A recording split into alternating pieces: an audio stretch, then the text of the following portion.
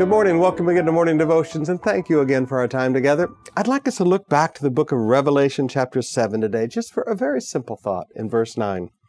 After this I looked, and there before me was a great multitude that no one could count, from every nation, tribe, people, and language, standing before the throne and in front of the Lamb.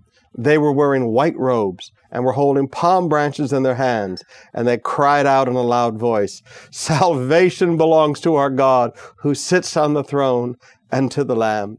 Now again, there's lots of beautiful truth in there.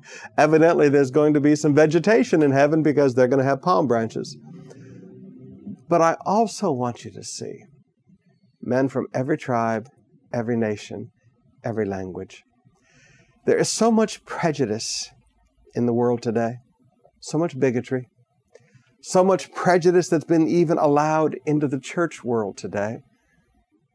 No Chinese can go to a Filipino church. Filipinos not allowed in Chinese church. Blacks not in white. I mean, it just goes on and on. We divide up in our own little worlds and act as if that this is wonderful. And Peter Wagner, who's gone to heaven now, used to teach a thing called the homogeneous principle that taught pastors to divide people up into their own little people groups. And people like to be around people like themselves. And I have fought that all my life.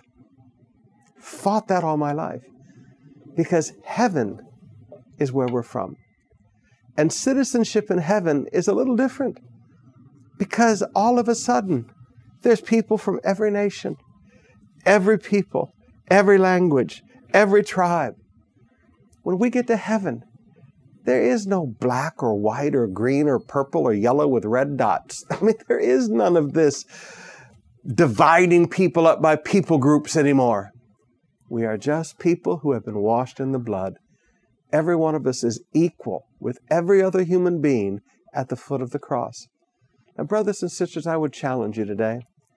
Get rid of this homogeneous principle where you want people around you of the same socio-economic people group class. Get rid of the bigotry that says, well, you know, we're Mexicans, so we want in our own little Spanish church, and Filipinos, we want in our own little Filipino church, and Chinese, we want in our own little Chinese church, and white people, we want in our own little white church, and black people, we want in our own little black church, and German people, we want in our own little German church.